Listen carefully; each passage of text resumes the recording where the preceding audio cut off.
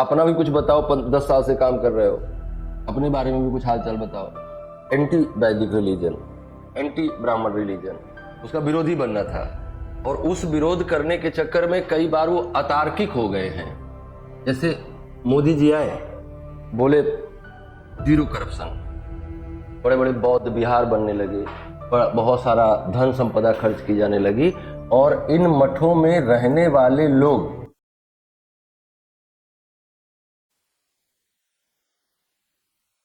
आइए हम लोग बात करते हैं। सबसे पहला कारण जो है ये रहा कि भगवान बुद्ध ना विरोधी थे। जैसे आप ऐसे समझो कि किसी चीज में क्रिएशन चाहिए। भगवान बुद्ध को लोगों ने पसंद किया, लेकिन जब तुम्हारे पास सिर्फ विरोध रहता है, जैसे अभी भारतीय जनता पार्टी की दशा हुई, भाजपा के पास अपना कहने के लिए कुछ नहीं था। जो कुछ भी था किसका था? कांग्रेस का था। और बुराई भी किसकी हो रही है? कांग्रेस की हो रही है। तो जनता को समझ में आ गया कि 70 साल कब तक चिल्लाते रहोगे? अपना भी कुछ बताओ, 10 साल से काम कर रहे हो, अपने बारे में भी कुछ हालचाल बताओ। अभी तो इस बार जीत गए हैं जैसे तैसे करके, अगले चुनाव में से भी बड़ी दुर्दशा होगी अगर इन्होंने काम पर ध्यान नहीं दिया तो। अगर केवल एंटी कांग्रेस मेंटालिटी बनाए रखे तो आने वाले चुनाव में बहुत दुर्दशा हो जाएगी, है ना। महात्मा बुद्ध का अप्रोच क्या था? एंटी हिंदुइज्म, एंटी वैदिक रिलीजन, एंटी ब्राह्मण रिलीजन। तो ब्राह्मण धर्म का विरोध तो ठीक है, लेकिन आप कुछ नया सृजनात्मक भी तो ले आइए। जैसे भाजपा कहती रहे कि कांग्रेस ने बर्बाद कर दिया, तो तुमने क्या किया वो दिखाओ ना। तो वो बात रही। तो पहला पहला कारण क्या रहा कि अतिशय ब्राह्मण धर्म विरोध, ब्राह्मण धर्म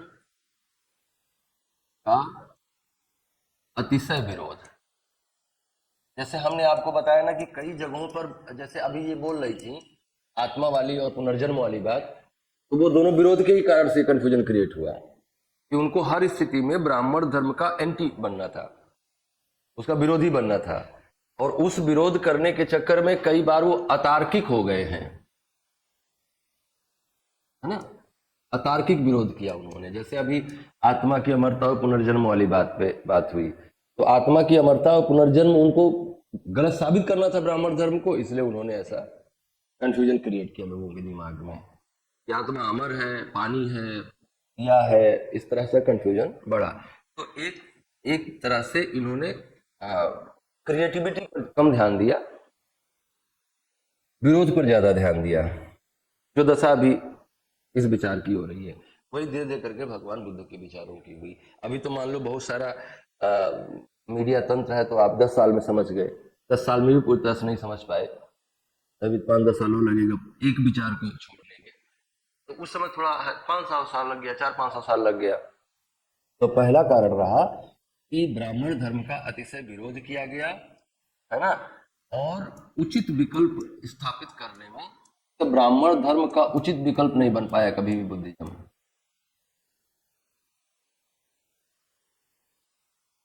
उचित विकल्प के रूप में स्थापित होने में असफल रहा।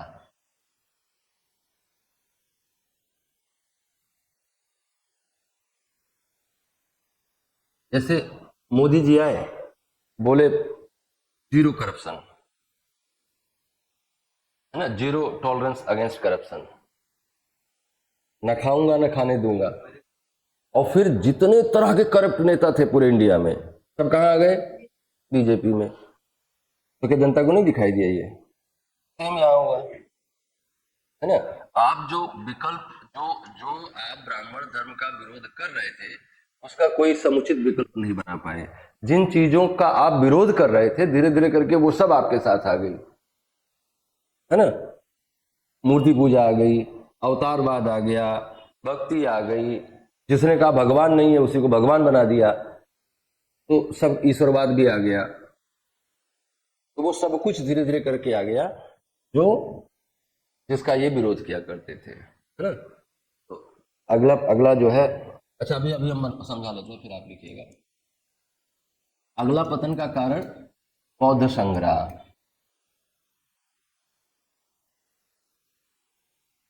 जैसे बुद्ध भगवान कहते थे कि दान, बौद्ध धर्म काहे के लिए आया कि ब्राह्मण धर्म बहुत दान ले रहा है, बहुत जो है ये कर रहा है, बलि चढ़वा रहा है। इनने क्या किया, ब्राह्मण तो थोड़ा बहुत दान लेता था, ये तो मठ लेने लगे दान में, बड़े बड़े बौद्ध विहार बनने लगे, बहुत सारा धन संपदा खर्च की जाने लगी, और इन मठों में रहने वाले लोग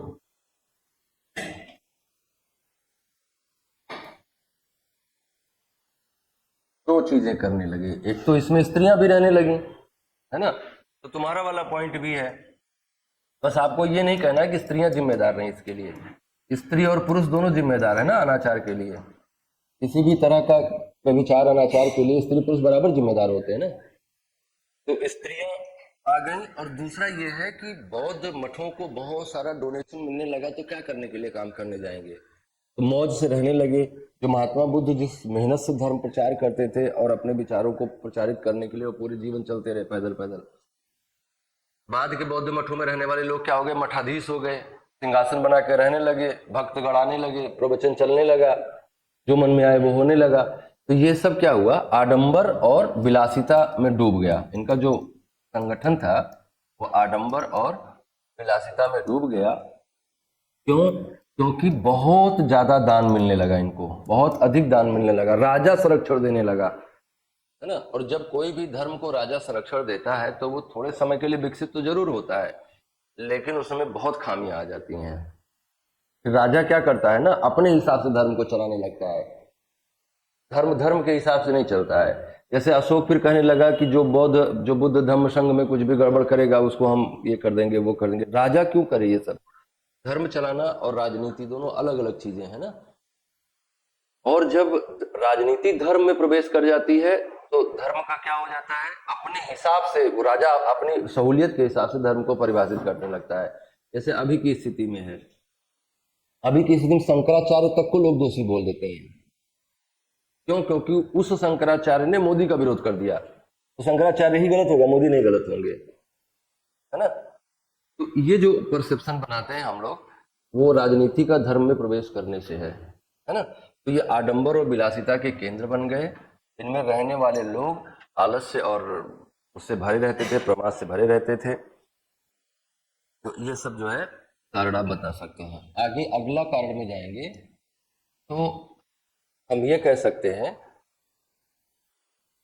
कि बौद्ध धर्म बहुत विभाजित और मूल विचारधारा से भ्रमित हो गया।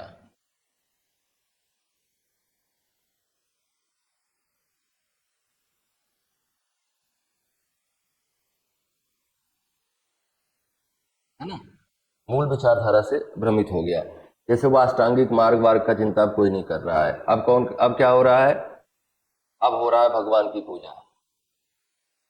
भगवान की बुद्ध को मूर्ति बना दो, उनकी पूजा करने लगो, और उसके बाद आपने देखा कि वज्रयान, सहजयान, काल चक्रयान, ऐसे भी विचारधाराएं आ गई जिनमें जादू टोना वशीकरण हठ योग ये सब भी होने लगा। तो अपनी मौलिक विचारधारा से भी ये भ्रमित हो गया। और एक बात और है कि मौर्यों के बाद फिर इनको राजकीय संरक्षण नहीं मिला। हालांकि मैं मानता ही नहीं इस बात को कि राजकीय संरक्षण से कोई धर्म विकसित हो सकता है। राजकीय संरक्षण ना धर्म की दीर्घ जीविता को कम कर देता है।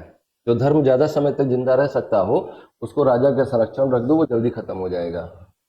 तो राजकीय संरक्षण का अभाव रहा, विभाजित हुए और मूल विचारधारा से भ्रमित हुए। इसके अलावा आप क्या कह सकते हैं, इसके अलावा एक बात आप और कह सकते हैं कि ब्राह्मण धर्म ने भी अपने आप को रिवाइव किया।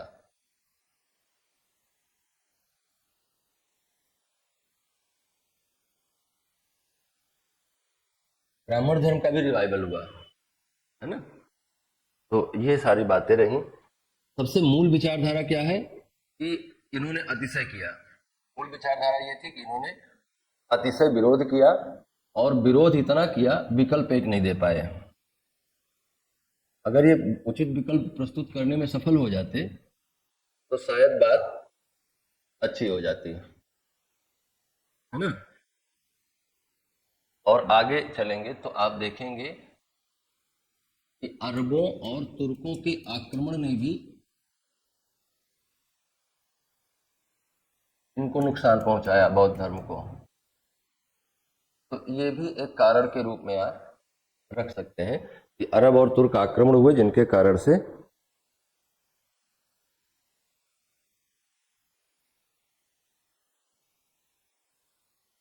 ये भी आप कह सकते हैं कि पहले लोगों की भाषा से जुड़े रहे, बाद में इन्होंने भी संस्कृत को अपना लिया, तो संस्कृत भाषा भी इनके विकास में गड़बड़ रही। इनके बाद के ग्रंथ जो हैं वो संस्कृत भाषा में लिखे गए,